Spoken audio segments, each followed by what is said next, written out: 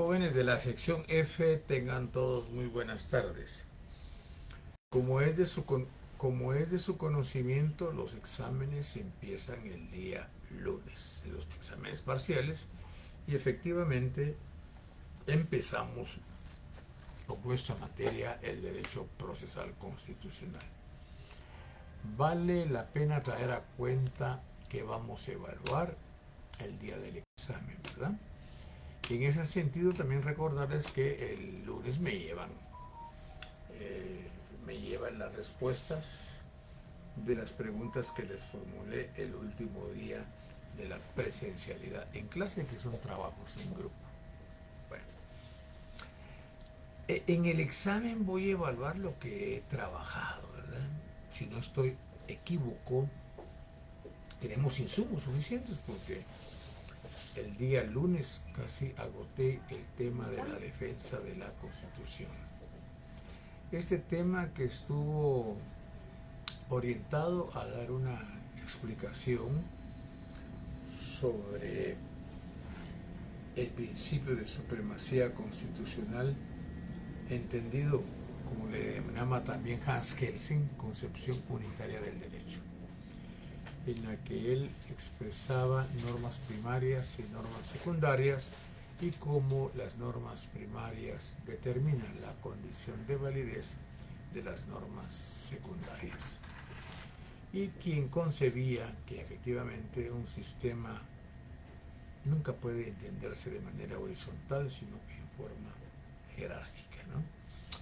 Y entonces sí, Hans Kelsen nos planteó la tesis de la norma hipotética superior al señalarnos que se trata de un concepto más lógico que jurídico. Bueno, hablamos del principio de supremacía constitucional como un principio orientado a la defensa de la Constitución.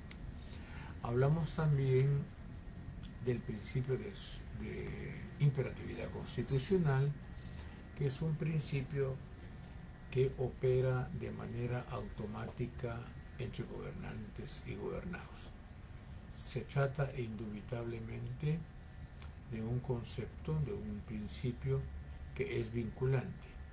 Y al decirnos que el principio es vinculante, significa que nos obliga a todos, gobernantes y gobernados, a respetar la Constitución.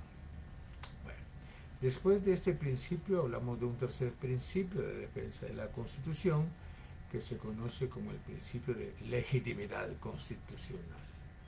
Este principio de legitimidad constitucional se fundamenta de manera principal en que la Constitución que debe de defenderse es aquella Constitución que es el resultado de un gran consenso nacional, en el que intervienen todas las fuerzas sociales de un país, y eso le da el carácter de una constitución democrática. Y entonces la doctrina, y en este caso Hans Kelsen y el autor del texto, que es el doctor Jorge Mario García Laguardia, nos habla de que ese tipo de constitución es la que es legítima y que es la que debe de defenderse. Entonces esos tres principios son inspiradores de la defensa de la Constitución.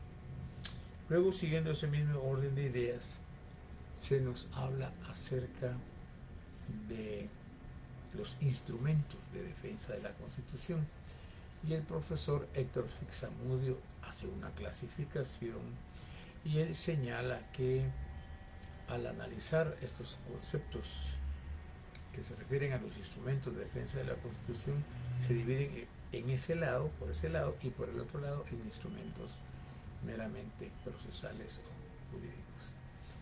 Dentro de los primeros instrumentos de defensa de la Constitución se nos menciona a los instrumentos políticos, a los instrumentos económicos, a los instrumentos de orden hacendario, a los instrumentos de orden social y finalmente la rigidez jurídica. Sobre este punto, entonces, evaluaré sobre eso, y como lo he indicado, se sigue hablando posteriormente sobre los instrumentos de orden político. Y sobre los instrumentos de orden político se señala que dentro de ellos recobra un interés fundamental y importante y que responde a un principio fundamental del republicanismo, el principio de la división de los poderes, principio que fue construido por el célebre político francés Baron de Montesquieu en su célebre obra intitulada El espíritu de las leyes, en su capítulo 11. Bueno, este principio de la división de los poderes precisamente surge entre la Ilustración y la teoría liberal burguesa, de manera muy puntual en el periodo de la Revolución Francesa en el año de 1769, ¿verdad? ¿Sí?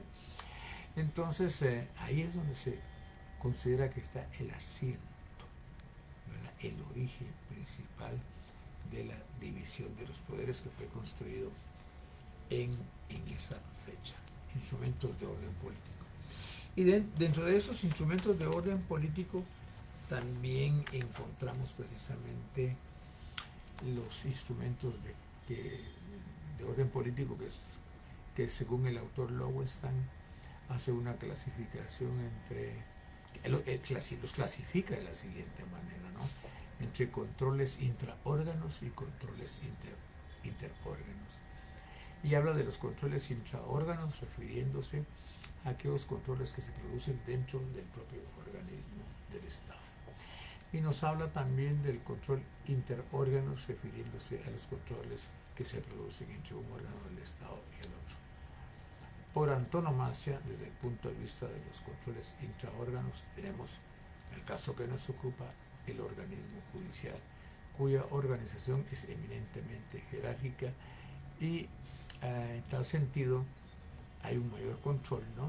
Toda vez que la autoridad superior es la Corte Suprema de Justicia, seguida de cortes de apelaciones, juzgados de instancia y de sentencia, y finalmente los tribunales de paz penal o civil, y que sus recursos son verticales. Eso permite un mejor control intraórganos. Y están los controles interórganos, o sea, de un órgano hacia otro, y como decíamos, por antonomasia se pone el ejemplo de la interpelación, en que el organismo legislativo controla al organismo ejecutivo. Y como eso funciona de manera viceversa, cuando el organismo ejecutivo controla al organismo legislativo en el proceso de creación de la ley, sobre todo cuando le toca al presidente de la República ejercer el veto presidencial. Bueno, entonces aquí se parte de esas premisas y luego se entra a hablar de los instrumentos desde el punto de vista económico, ¿no? En el que yo expliqué todo lo relativo a la aprobación del presupuesto general de la nación, de ingresos y egresos, así como también como al Ministerio de Finanzas, a través de la unidad especializada de dicho ministerio, le corresponde enviar eso al organismo ejecutivo para que el organismo ejecutivo lo remita de manera pronta al legislativo cada año y que debe ser aprobado oportunamente para que no siga funcionando el presupuesto anterior. Así también expliqué cómo funciona el tema de los tributos, indicando que esta es una actividad que es propia también del organismo legislativo, que solo él está facultado para decretar impuestos, y a quien también le corresponde aprobar la deuda externa. Bueno, ahí estamos ante los instrumentos de orden económico. Pero resulta que también quién debe de controlar cómo se gasta ese presupuesto, y eso le corresponde a otro organismo de carácter hacendario que se llama Contraloría General de Cuentas, quien tiene a su cargo la fiscalización de los ingresos y egresos del Estado, tanto de las entidades centralizadas, descentralizadas, autónomas y semiautónomas, así como de aquellos entes que perciban recursos del Estado. Entonces, el ente por excelencia fiscalizador de los recursos del Estado se denomina Contraloría General de Cuentas. Bueno, salimos entonces de estos instrumentos de orden hacendario para pasar a los instrumentos de orden social, en los que yo expliqué que por antonomasia los más expresivos de ese tipo de control son los partidos políticos, a quienes corresponde generar una labor de intermediación entre el poder del Estado y la sociedad. Asimismo, hable también acerca de los grupos de presión a quienes se les da participación en las decisiones del Estado. Verbigracia, cooperativas, sindicatos, asociaciones financieras, comerciales, industriales, etc. Y finalmente tenemos lo que se conoce como la rigidez constitucional. La rigidez constitucional, que viene a ser un sistema de control que está muy asociado al principio de supremacía constitucional. Y se le denomina rigidez constitucional porque es el que nos orienta a señalar que la Constitución no puede ser tan fácilmente ser reformada y que la Constitución se pueda mantener incólume, ¿no? Que esté blindada y que no pueda ser objeto de reformas. Bueno, así las cosas. Entonces, estos son los primeros instrumentos de defensa de la Constitución, y luego tenemos lo que se denominan los instrumentos estrictamente jurídicos, ¿no? Según la clasificación del profesor Héctor Ruiz Zamudio, jurídicos o procesales. Dentro de ellos tenemos, en primer lugar, al proceso constitucional de amparo, tenemos al habeas corpus y tenemos al control constitucional de las leyes por la vía de la acción directa y por la vía de la acción indirecta. Bueno, por ahí dimos una definición del profesor Zamudio sobre qué debe de entenderse por la defensa de la Constitución. Bueno, también no debe de olvidársenos que sobre el amparo yo expliqué la definición del amparo y di una explicación de los 3 principios fundamentales que deben de observarse en el buen planteamiento del amparo. Esos principios están establecidos en un folletito celeste que va vinculado a un dossier que se denomina Prontuario de Derecho Procesal Constitucional, que es una compilación de procesos de amparo, de control constitucional de las leyes y del habeas corpus, ¿verdad? Entonces, así empecé en ese tema, definiendo qué es el amparo y explicando los 3 principios rectores que deben de observarse en el buen planteamiento de una acción constitucional de amparo.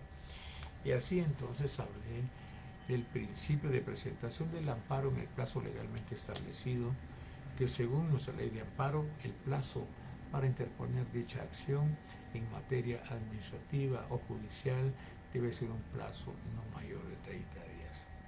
E indiqué que en materia política el plazo para interponer una acción constitucional de amparo debe ser de 5 días. Asimismo expresé que en materia de justicia constitucional todos los días y horas son hábiles en materia de justicia constitucional, y de ahí que deviene que la Corte de Constitucionalidad siempre está las 24 horas abierta para la interposición de cualquier tipo de acción, y el organismo judicial que mantiene los juzgados de turno, en los que también puede plantearse la acción. Todos los días y horas son hábiles en materia constitucional.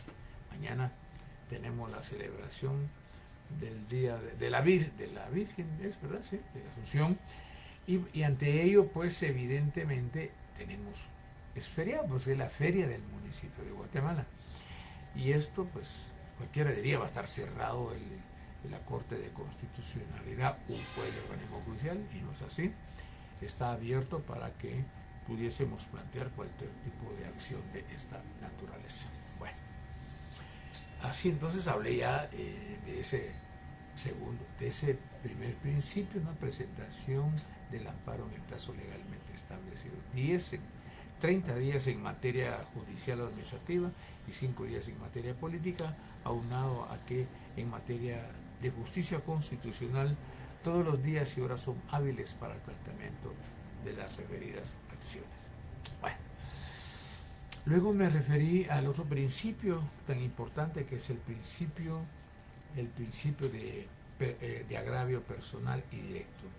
Este principio de agravio personal y directo es un principio que nos señala que para poder plantear la acción constitucional de amparo tuvimos que ser afectados jurídica o moralmente por una resolución o un acto de autoridad, ¿no?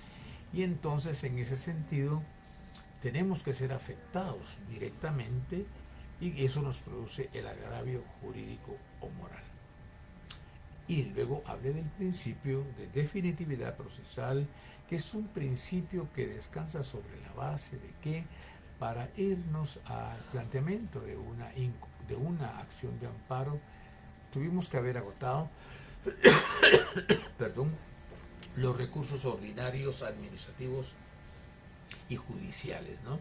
Para poder ocurrir por la vía del amparo. Principio de definitividad procesal. Hasta ahí, en esta parte de materia de amparo, se va a evaluar en el examen, en el primer examen parcial. Bueno, y lo que termine de platicar el día de hoy. Creo que tenemos suficientes insumos para poder construir nuestro primer test de evaluación para el día lunes. Luego, dentro del desarrollo de la temática, si no estoy equívoco, empecé a platicar ya del libro rojo que se denomina Apuntes de Derecho Procesal Constitucional sobre las inevitables limitaciones que tenemos para ir advirtiendo la naturaleza jurídica de nuestra disciplina. Y esto sobre la base que nuestra disciplina es de reciente acopio. Algunos la atribuyen a que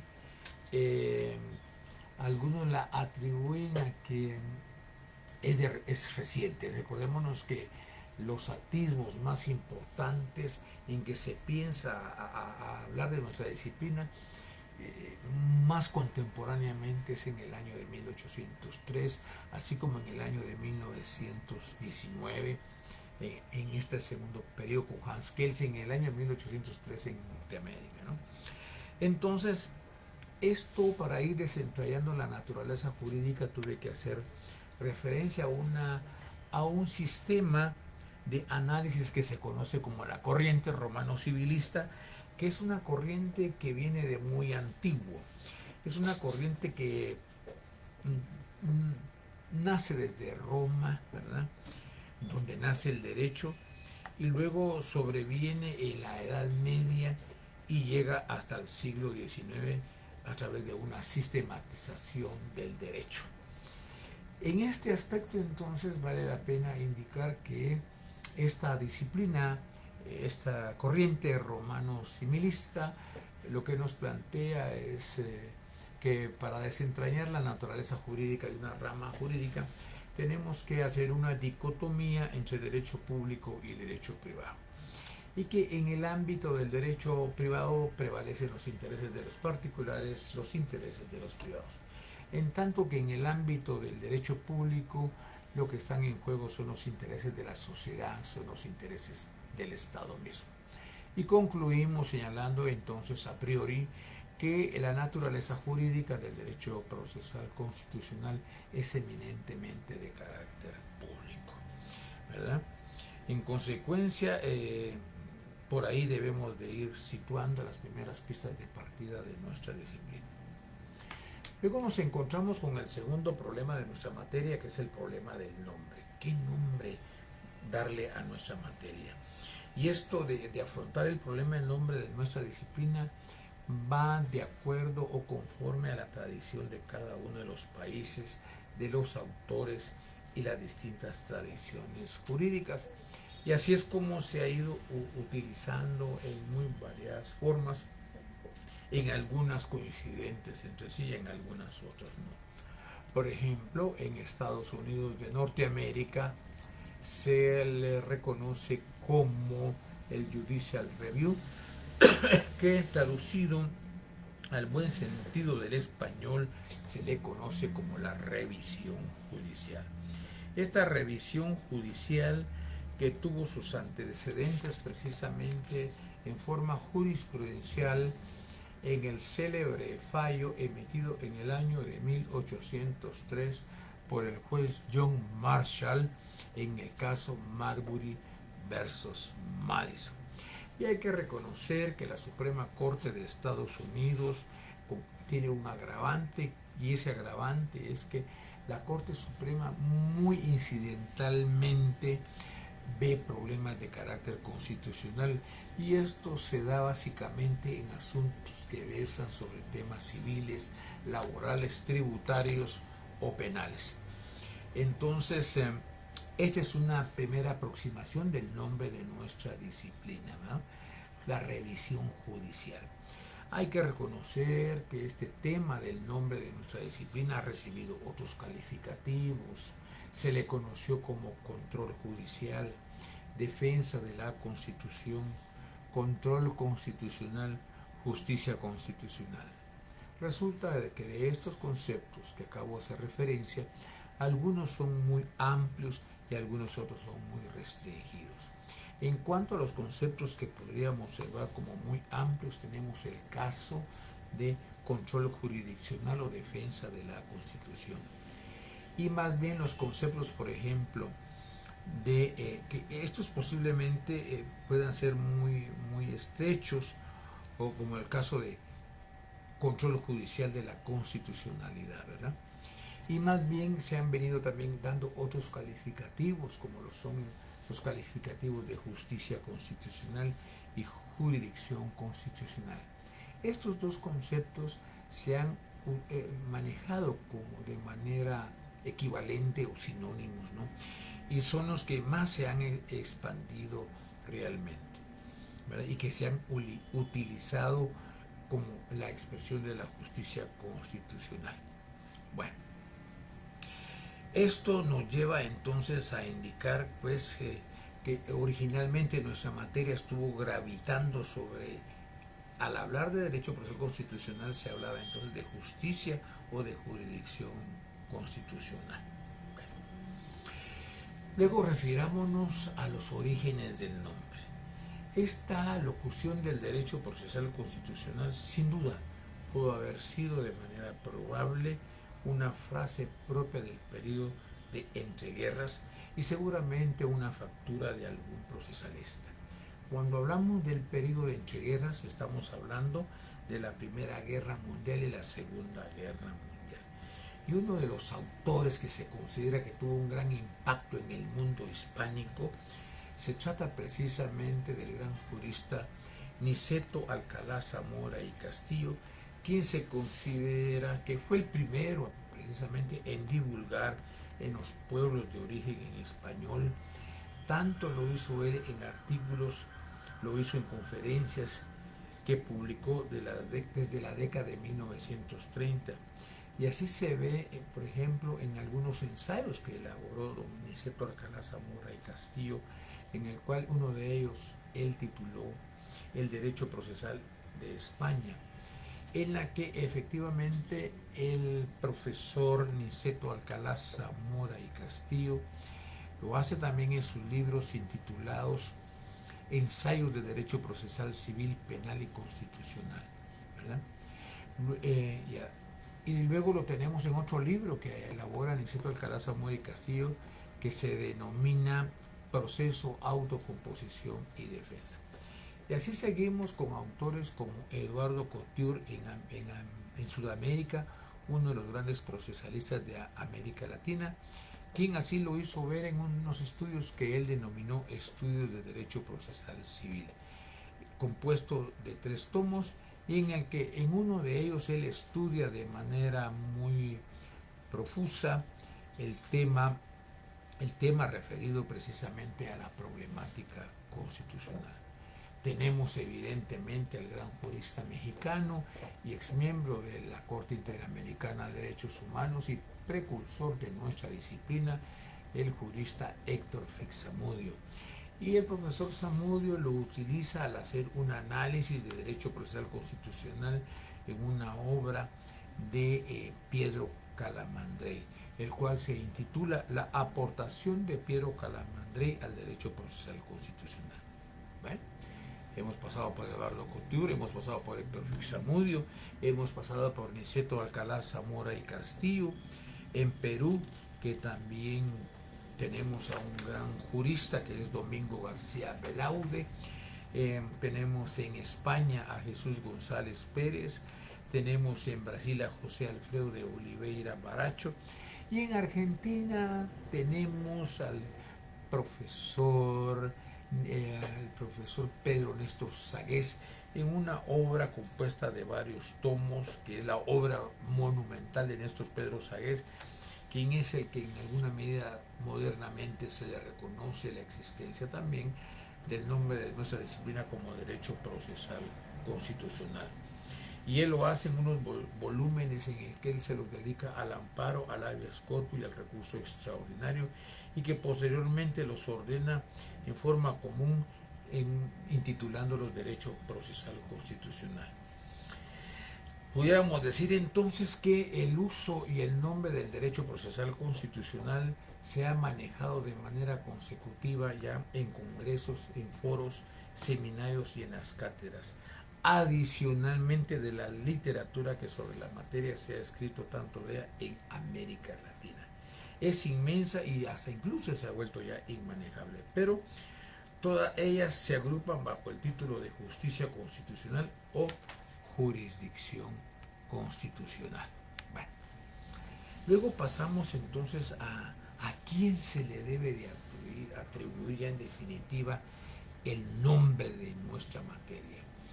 Sobre este punto, uno de los grandes teóricos de nuestra disciplina usó indistintamente los conceptos de justicia constitucional y jurisdicción constitucional, pero lo hizo Hans Kelsen en una gran obra que él denominó precisamente la garantía de la jurisdicción de la Constitución, ¿verdad? Y este trabajo fue traducido al español por un profesor mexicano, don Rolando Tamayo y Salmorán, ¿no?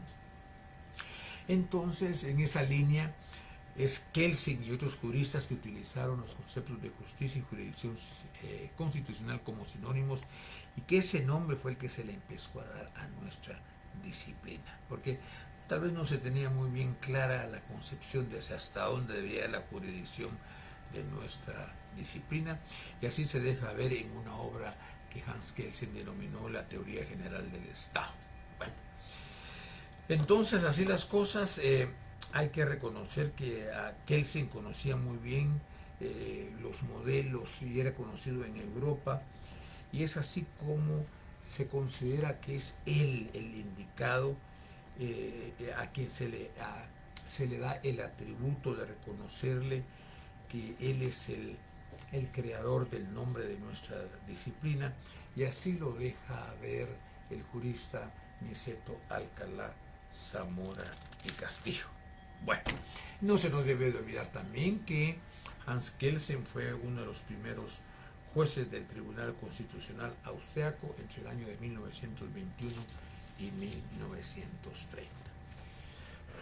Bueno, yo diría que hasta ahí voy a evaluar en el examen del día lunes, así que les deseo feliz tarde y buen descanso para el día de mañana, y muchas gracias.